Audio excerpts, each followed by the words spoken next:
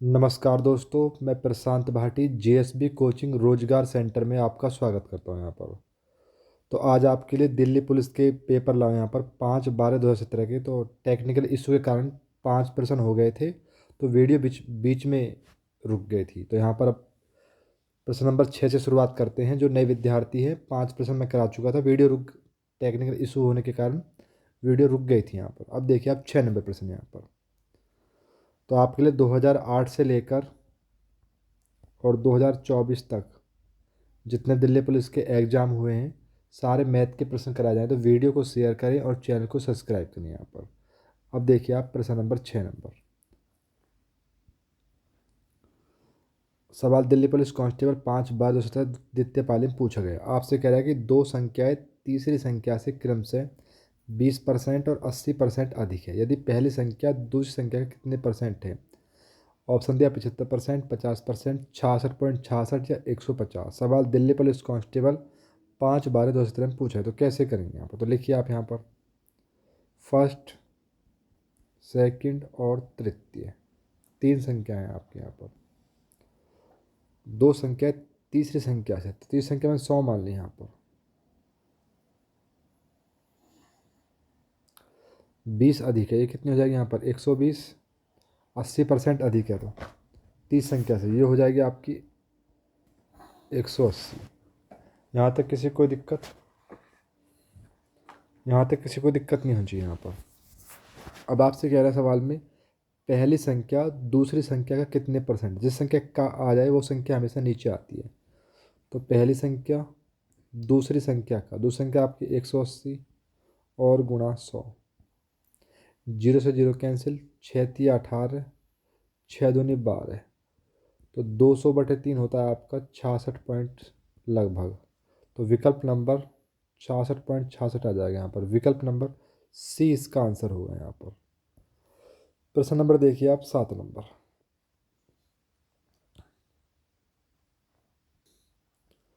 प्रश्न नंबर देखिए 7 नंबर। आपसे करें यदि XYZ अनुपात दिया है 3:5:8, तो 9y - 2x प्लस जेड बराबर 141 हो, तो y का मान ज्ञात करें। ऑप्शन दिया आपको 15, 25, 20 और 10। सवाल दिल्ली पुलिस कांस्टेबल 5/12/2017 द्वितीय पाली में पूछा गया। तो कैसे करेंगे यहाँ पर। तो एक काम करते हैं यहाँ पर, x, y और z का अनुपात दिया है आपको यहाँ पर 3, 5 और 8। तो इनके बराबर हम के वैल्यू मान लेते हैं यहाँ पर 3 के, 5 के और 8 के। पहले आपको वीडियो रोकनी है, पहले खुद हल करने हैं आपको यहाँ पर। अगर आपसे प्रश्न हल नहीं होते उसके बाद आपको सॉल्यूशन देखनी है यहाँ पर। आपको दिया है 9y - 2x प्लस जेड बराबर दिया है 141। तो रख दो यहाँ पर। y का मान कितना दिया है, y का मान दिया है आपको 5, रखो 9×5 माइनस x का मान कितना दिया, x का मान दिया है 3,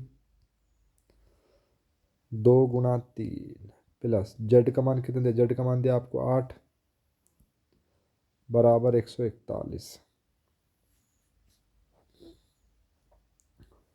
यहाँ सबके बराबर के और रख दो यहाँ पर। 9×5 = 45 के माइनस 3×2 = 6 के प्लस 8 के बराबर 141। तो प्लस प्लस जोड़ लो, 45 और 8 कितने हो गए यहाँ पर 45 और 5 50, 3 53। 53 के माइनस 6 के बराबर 141, क्योंकि हमने यहाँ पर सबके बराबर के की वैल्यू मानी थी यहाँ पर। तो 53 से गए आपके 6 कितने बचेंगे 47 के बराबर 141। के बराबर हो जाएगा आपका 141/47, 3 बार चला जाएगा यहाँ पर। अब आपसे पूछा है वाई का मान। वाई का मान कितना है यहाँ पर, वाई का मान है 5 के, रख दो 5×3, तो बराबर कितना आ जाएगा 5×3 = 15 यहाँ पर। नेक्स्ट प्रश्न देखिए आप यहाँ पर 8 नंबर।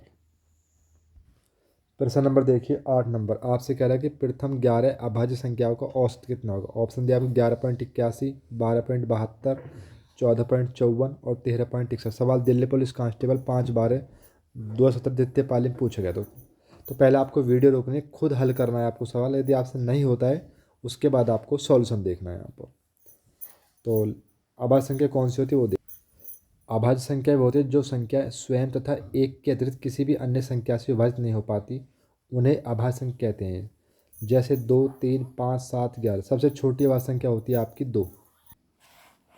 अब सबसे छोटी अभाज्य संख्या हो जाएगी आपके यहाँ पर 2। लिख लो यहाँ पर 2 प्लस 3, 5, 7, 11, 13, 17, 19, 23, 29, 31। छोटा गिन लो। 1, 2, 3, 4, 5, 6, 7, 8, 9, 10, 11। अब हमें निकालना है औसत। तो औसत का सूत्र होता है कुल योग बटे कुल संख्या। कुल योग बटे कुल संख्या। अब टोटल योग कर लो आप यहाँ पर इसमें। 29 और 31 कितने हो जाएंगे यहाँ पर 60। उसके बाद जोड़ लेते हैं। और 23 और 17 कितने हो गए 40। 100 हो गए यहाँ तक। अब ये जोड़ लो आपके यहाँ पर 19 और 13। 19 और 13 हो जाएंगे आपके 32। 32 और 11। 32 और 11। 32 8 41। 41 और 7 48। 48 और 5 53। 53। एक सेकंड एक सेकंड। 29 और 31 हो गया आपके। एक और एक 9 और 10 60। उसके बाद यहाँ से 60 हो गए। उसके बाद जोड़ लो आप 23 और 17 40। उसके बाद यहाँ जोड़ लो। यहाँ पर 19 और 13 जोड़ो यहाँ पर 19 32। 32 और 11 जोड़ लो 32 और 11 43। 43 और 7 50। 50 और 5 55। 55 8 60। तो 100 प्लस 60। तो कुल योग होगा 160। कुल संख्या कितनी है 11। तो 160 में आप 11 के भाग और दे लो। 11 कम 11 कितने बचे 5 0। 11 चौक 44। बचे 6। पॉइंट लगाओ जीरो बढ़ाओ यहाँ पर। 11 पन्ना 55। 14.5। तो विकल्प नंबर 3 इसका आंसर हो जाएगा यहाँ पर। नेक्स्ट प्रश्न देखिए आप 9 नंबर। प्रश्न नंबर देखिए 9 नंबर। आपसे कह रहा है 9500 रुपये की राशि 4.5% प्रति वर्ष की दर से कितने समय में साधारण ब्याज पर 17,622.5 रुपये हो जाएंगे। ऑप्शन दिया आपको 21, 23, 19 और 20। ये दिया है आपको मिश्र धन दिया है यहाँ पर। तो 17,622.5 टोटल रुपये हो जाएंगे। मूलधन कितना आपका 9500। तो घटा लो ब्याज कितना बचेगा आपका यहाँ पर 5 2 2। 6 में से 5 गए 1। 17 में से 9 गए 8। तो ब्याज बचेगा आपके यहाँ पर 8122.5 रुपये यहाँ पर। तो लगाइए आप ब्याज का फॉर्मूला। ब्याज बराबर रुपये गुणा दर गुणा समय बटे 100। इसको रुपये कर लेना।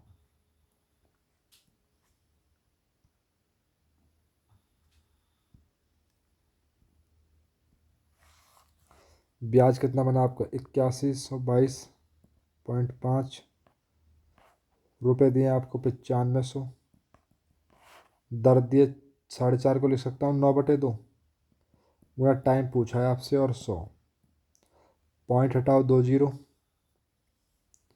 यहाँ पॉइंट हटाइए 2 जीरो 1 जीरो। 2 से काट लो इसको 5 बार।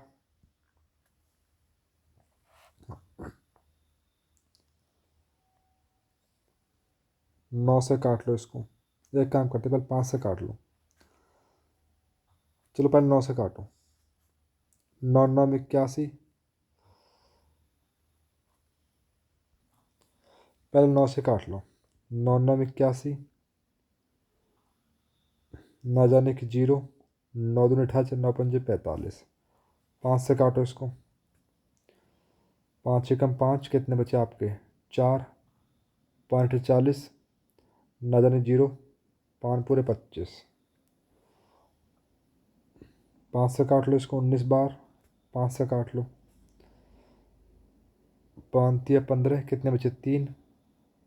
5 × 6 = 30, और 5 एकम 5। 19 से काटो इस पर। 19 का वर्ग होता है 361। तो विकल्प नंबर सी इसका आंसर आ जाएगा। प्रश्न नंबर देखिए 10 नंबर।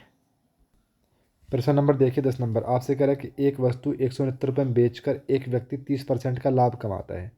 40% का लाभ प्राप्त करने के लिए उसे अपना विक्रय मूल्य कितने % बढ़ाना चाहिए? 8.33, 7.69, 69, 12.5 या 9.09। तो कैसे करेंगे इस सवाल को यहाँ पर? भाई 169 रुपये में बेचकर 30% का लाभ कमाता है यहाँ पर। 40% का लाभ कमाने के लिए यानी कि 140 विक्रय मूल्य आ जाएगा यहाँ पर। इससे कैंसिल। 13 से काटो। 13 13 में 169। अब गुणा कर लो। 13 चौका 13 गुणा कर लो आप 14 में। तो 13 चौका 52, हासिल लगे 5। 13 कम 13 5 18। विक्रय मूल्य आ गया आपका 182। ये हो गया आपका विक्रय मूल्य।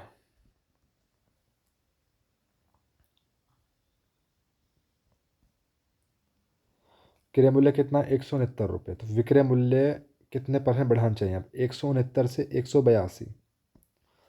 तो कितना बढ़ गया आपके यहाँ पर? 13। और कहाँ से बढ़ेगा आपके? 169 क्रय मूल्य से, और गुणा 100। तो 13 से काटो। 13 कम 13, 13 13 में 169। 100 में आप 13 के भाग कर दो। 13 सत्ते 91, कितने बचे? 9। पॉइंट लगाओ, जीरो बढ़ाओ यहाँ पर। 13 छिंग 78। तो 7.6 लगभग ये आ जाएगा। विकल्प नंबर 20 का आंसर होगा। नेक्स्ट प्रश्न देखिए 11 नंबर। नेक्स्ट प्रश्न देखिए आपसे कह रहा है, एक व्यापारी अंकित मूल्य पर 30% की छूट देता है। यदि वह 17% का लाभ कमाना चाहता है तो वह अपनी वस्तु को कितने % अधिक पर अंकित करेगा? 72.08, 48.93, 67.14 या 32.6। तो इस सवाल का आंसर आपको खुद कमेंट बॉक्स में देना। अगर नहीं होता तो मुझे बताना, मैं कल कराऊंगा यहाँ पर। इस सवाल का आंसर है आपका 32.6। अगर आपसे सवाल नहीं होता है ये तो मुझसे बताना, मैं इसको खुद कराऊंगा यहाँ पर। नेक्स्ट प्रश्न देखिए आप 12 नंबर। प्रश्न नंबर देखिए 12 नंबर। आपसे कह रहा है, एक त्रिभुज की 3 भुजाओं का अनुपात दिया 5:5:8। यदि त्रिभुज का क्षेत्रफल दिया 12 सेंटीमीटर तो समान भुजाओं की लंबाई सेंटीमीटर में क्या होगी? ऑप्शन दिया आपको 5, 8, 6 और 2.5। तो कैसे करेंगे सवाल? एक आपने हीरो फार्मूला पढ़ा होगा, उसका करते हैं यहाँ पर। एक होती है आपकी अर्ध परिमाप।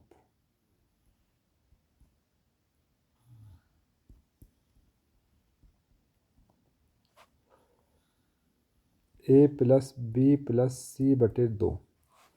तो ए की वैल्यू मैंने 5 मान ली, बी की वैल्यू 5 मान ली, और सी की वैल्यू मैंने 8/2। 5 और 5 10, 10 8 18, 18/2, ये आ गई 9। जिसको हम एस से प्रदर्शित करते हैं। तो एस की वैल्यू आ गई 9, या अर्ध परिमाप आ गया आपकी 9 यहाँ पर। अब एक होता है आपका हीरो फॉर्मूला, जो बोलते हैं क्षेत्रफल बराबर। वो होता है आपका हीरो फॉर्मूला, कोष्टक एस गुणा S-A, S-B और S-C। क्षेत्रफल दिया है जी आपको 12 बराबर। एस की वैल्यू कितनी आ गई यहाँ पर? तो एस की वैल्यू आ गई 9 गुणा S-A। एस की वैल्यू कितनी है? 9। ए की वैल्यू कितनी है? 5। तो 9 में से 5 कितना बचेगा आपका? 4। एस की वैल्यू कितनी है? 9। बी की वैल्यू कितनी है? 5। 9 से 5 गए 4। एस की वैल्यू कितनी है? 9। सी की वैल्यू कितनी है? सी की वैल्यू 8। तो 9 में से 8 गया 1। कर लो जी यहाँ पर। 12 बराबर 9 का वर्गमूल 3, 4 का वर्गमूल 2 और 4 का वर्गमूल 2। 3 दूनी 6, 6 दूनी 12 12 से 12 बार कट गया। तो एक्स की वैल्यू कितनी आ गई यहाँ पर? तो एक्स की वैल्यू आ गई आपकी 1। आपसे पूछा कि समान भुजाओं की लंबाई क्या होगी यहाँ पर। तो समान भुजा कौन कौन सी? समान भुजा आपके यहाँ पर 5 और 5 है, तो 1 की गुणा कर दो यहाँ पर 5 में। तो 1 × 5 बराबर हो जाएगी आपकी 5 समान लंबाई। इस सवाल को ऐसे भी कर सकते हैं यहाँ पर। ये होता है आपका hero formula √S S-A S-B S-C। और एक होता है आपका अर्ध परिमाप, जिसको वो एस से दर्शाते हैं यहाँ पर। A+B+C/2। तो ए की वैल्यू 5, बी की वैल्यू 5 और सी की वैल्यू 8। इसको ऐसे भी कर सकते हैं यहाँ पर। नेक्स्ट प्रश्न देखिए आप 13 नंबर। प्रश्न नंबर देखिए 13 नंबर। आपसे कह रहे हैं एक व्यक्ति आधी यात्रा 35 किलोमीटर प्रति घंटा की चाल से तथा शेष 65 किलोमीटर प्रति घंटा की गति से तय करता है। यदि वह 10 घंटे के लिए यात्रा करता है तो उसने 35 किलोमीटर प्रति घंटा गति से कितने घंटे यात्रा की? ऑप्शन दिया आपको 3.5, 5, 6.5 और 5.7। तो कैसे करेंगे इस सवाल को? पहले वीडियो को रोकिए, पहले खुद करिए, उसके बाद इसका सॉल्यूशन देखिए अगर ऑप्शन नहीं होता यहाँ पर। तो मैंने माना कि 35 किलोमीटर प्रति घंटा गति से उसने टी यात्रा करी थी, यानी कुछ समय यात्रा की, तो टी मान ली मैंने यहाँ पर। उसने 35 किलोमीटर प्रति घंटा से टी यात्रा करी। तो दूरी बराबर क्या होता है आपके यहाँ पर? दूरी बराबर होता है आपका चाल गुणा समय। तो दूरी निकालने यहाँ पर चाल दे रखी है आपको 35 और समय मैंने टी मान लिया यहाँ पर। उसके बाद यहाँ पर 65 किलोमीटर प्रति घंटा के हिसाब से टोटल समय कितना लगा? टोटल समय लगा आपका 10 और उसमें टी आप चले गए थे, यहाँ पर टी हटा देते हैं यहाँ पर। तो टोटल 35 टी बराबर गुणा कर दो अंदर 650 माइनस 65 टी।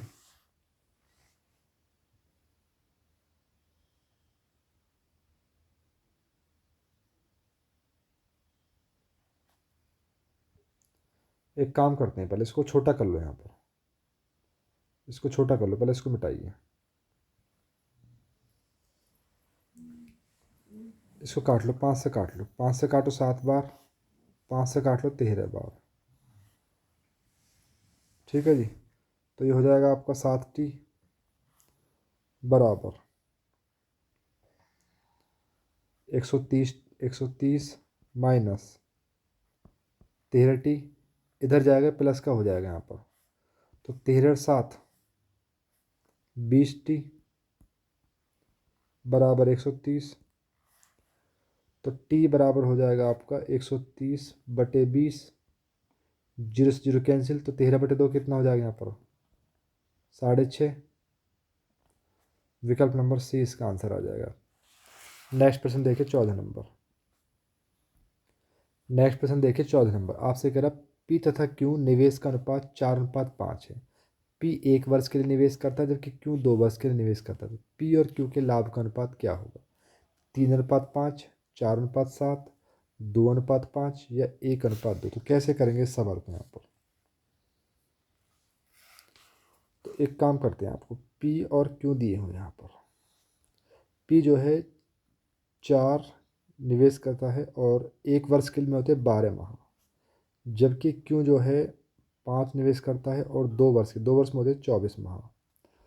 तो काट लो, 12 × 12, 12×2 24, 4 और 5×2 10, 2 से काटो 2 बार, 2 से काटो 5 बार, 2:5 इसका आंसर आ जाएगा। विकल्प नंबर सी 3 नंबर इसका आंसर होगा। अब देखिए नेक्स्ट 15 नंबर।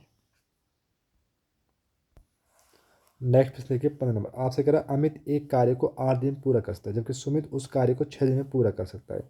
दोनों मिलकर उस कार्य कितने दिन में करेंगे? यहाँ पर 20/3 दिन में, 6 दिन में, 32/7 दिन में या 24/7। सवाल दिल्ली पुलिस कांस्टेबल 5/12 2 द्वितीय पाली में पूछा है। तो कैसे करेंगे यहाँ पर? अमित दिया है आपको 8 दिन जबकि सुमित दिया है आपको उस कार्य को 6 दिन में। तो इन दोनों का एलसीएम लो यहाँ पर। तो एलसीएम कैसे लेंगे यहाँ पर? 8 का डबल करो, 8 दूनी 16, 16 को 6 नहीं काटती, 8 24, पूरा कार्य होगा 24, 24 को 8 काटे 6 काट देंगे यहाँ पर। 8 से करो 3 बार, एक करता है 3 कार्य, छः चौक 24, बी करता है दिन में चार चार कार्य। पूरा कार्य कितना आपका 24, दोनों मिलकर 4 और 3 7, तो 24/7 इसका आंसर आ जाएगा। या एक काम कर सकते हो आप, यदि आपको अलग अलग दिए हों और दोनों मिलकर पूछें तो दोनों के ऊपर गुणा करोगे और नीचे प्लस। यदि अलग अलग दिए हों और दोनों मिलकर पूछे तो दोनों के ऊपर गुणा करो, 8 × 6, और दोनों के प्लस करो, 8 × 6 = 14, 2 से काटो इसको 7 बार, 2 से काटो को 3 बार, 8 तिया 24/7। इस मेथड से भी आप कर सकते हो यहाँ पर। वीडियो को शेयर करें, चैनल को सब्सक्राइब करें और कमेंट बॉक्स में बताएं कि आपको प्रश्न कैसे लगे। यहाँ पर जो नए विद्यार्थी हैं वीडियो को लाइक करें,